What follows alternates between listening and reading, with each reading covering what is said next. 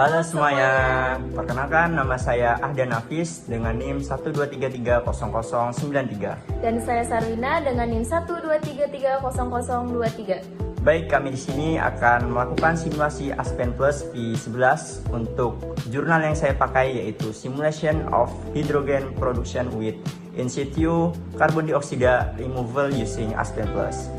Untuk mengetahui selebihnya, simak video berikut ini. Kita buka aplikasi Aspen Plus V11.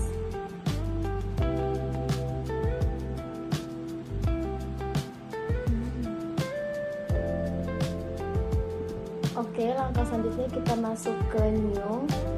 Setelah itu kita masuk ke Chemical with Metric Unit. Oke, selanjutnya di sini ada beberapa komponen yang harus kita masukkan sesuai jurnal, yaitu ada CH4, H2O, CO, CO2, H2, CaO, sama CaCO3. Oke, langkah selanjutnya itu kita klik method, yang dimana kita memilih method name itu SRK. Oke, selanjutnya kita next. Oke, setelah kita melakukan pengisian pada method, kita masuk ke simulation, dimana kita akan diarahkan ke main function. Di sini kita perlu memasukkan mixer, chomper, heater, reformer atau air gauge, turbin, cooler, dan flash tube. Kemudian kita sambungkan antara mixer dan chomper, chomper dengan heater, dan seterusnya. Setelah itu kita masukkan inputannya. Dari mixer itu ada metan dan steam. Dan ada juga inputan sort in untuk reformer, dan outputan kita namakan sort out. Kemudian ada outputan untuk flash tube, yaitu produk dan condense. Oke, langkah selanjutnya itu kita masuk ke tahap pengisian spesifikasi, yang dimana kondisi operasi pada folder stream aliran umpan pertama yaitu metan yang dikondisikan pada keadaan lingkungan standar dengan temperatur 298,15 Kelvin atau setara dengan 25 derajat Celcius dan tekanannya itu 1 bar. Oke, pada tabel sebelah itu tabel komposisi di sebelah kanan, yang dimana laju alir komponen metana atau CH4 itu diatur sebesar 1 kmol per Hertz, yang dimana komponen lainnya itu dikosongkan karena aliran ini merupakan umpan gas murni. Nah, langkah selanjutnya kita masuk ke inputan steam, dimana pada menu ini itu untuk mengisi spesifikasi umpan uap air. Berbeda dengan data awal keseimbangan, temperatur aliran ini ditingkatkan menjadi 450 Kelvin pada tekanan 1 bar.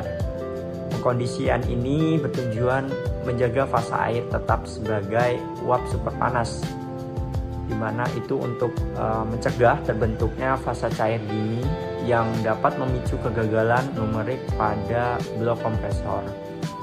Dan laju alir molar ini untuk komponen H2O itu diatur sebesar 3 kmol per horse. Angka ini disesuaikan untuk memperoleh rasio steam to carbon konstan bernilai 3 sesuai dengan parameter operasional yang dipersyaratkan. Oke, klik chomper, dimana untuk model N-type-nya ini type isentropic, kemudian Weisser-nya 1,01 bar. Oke, lanjut ke heater. Untuk temperatur keluaran gas campurannya itu dinaikkan hingga mencapai target suhu operasi reaktor kesetimbangan, yaitu sebesar 900 Kelvin. Untuk tekanan kerja dipertahankan konstan tanpa adanya jatuh tekan, yaitu sebesar 1 bar.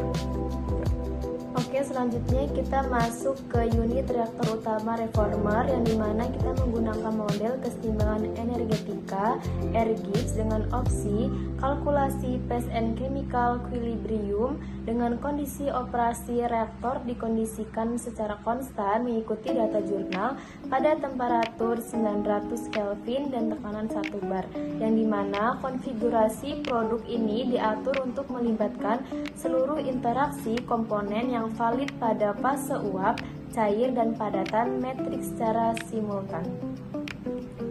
Oke, di sini kita klik produk.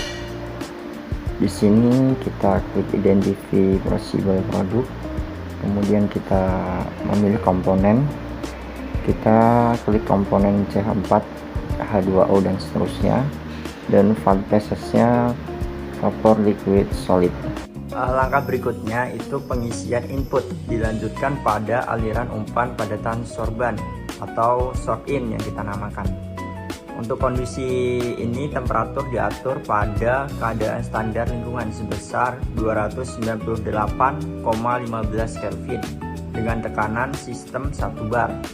Pada tabel komposisi mol flow sebelah kanan, laju alir molar untuk komponen kalsium oksida atau CaO diatur bernilai 1 kmol per Holz sebagai basis awal penangkap gas karbon dioksida.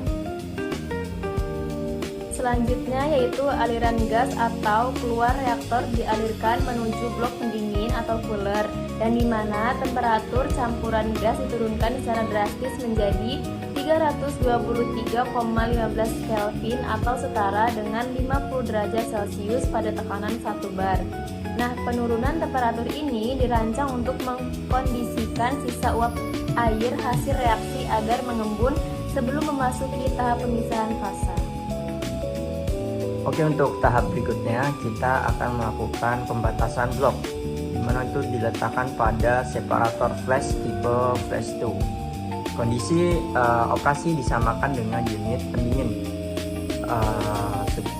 sebelumnya, yaitu pada temperatur 323,15 Kelvin dan tekanan 1 bar. Unit ini berfungsi memisahkan air kondensat dari produk target utama, yaitu hidrokarbon bersih. Setelah seluruh parameter blok selesai dimasukkan, modifikasi akhir diterapkan pada lingkungan main flow sheet.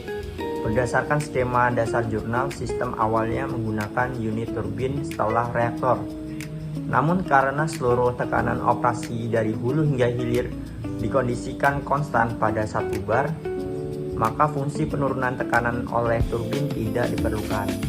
Untuk menghindari kendala pembacaan fasa air sisa uap air pada software, unit turbin dihapus dari flow sheet sebelum eksekusi running. Aliran atas reformer disambungkan langsung menuju part inlet cooler. Seluruh rangkaian kini telah lengkap, maka ini akan bebas dari potensi error fasa cair. Dan langkah berikutnya kita akan melakukan yang namanya running. Oke, untuk tahap akhir adalah validasi data hasil pada stream result untuk blok flash yang dibagi menjadi 3 poin aliran utama. Yang pertama ada aliran keluaran reformer, yaitu gas produk di sini masih basah, fraksi mol H2 baru sekitar 0,46 atau 46%, karena masih didominasi oleh sisa uap air H2O sebesar 0,51 atau 51%. Yang kedua ada aliran kondens bawah flash, dimana setelah melewati cooler seluruh sisa uap air sukses dikondensasikan. Hal ini terbukti dari nilai fraksi mol H2O yang mencapai 1,00 atau 100% fase cair murni. Yang ketiga ada aliran produk atas flash, dimana setelah air dipisahkan, produk gas bersih pada kondisi dry basis ini menunjukkan lonjakan tajam kemurnian H2.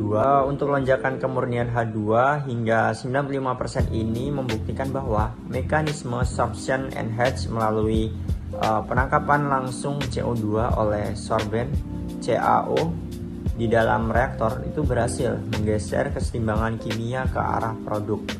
Data ini sesuai memvalidasi tren kesetimbangan termodinamika pada jurnal pada acuan. simulasi SESMR itu berhasil tanpa adanya error, dan di mana adanya penambahan sorben CaO terbukti efektif menangkap CO2 dan gas hidrogen itu tembus sampai 95%. Demikian seluruh tahapan simulasi proses SESMR yang bisa kami paparkan pada video kali ini. Kami harap penjelasan tadi cukup jelas dan bisa memberikan gambaran yang baik tentang pengaruh sorben CaO dalam meningkatkan kemurnian hidrogen. Mohon maaf atas segala kekurangan dan terima kasih banyak atas perhatiannya dan sampai jumpa.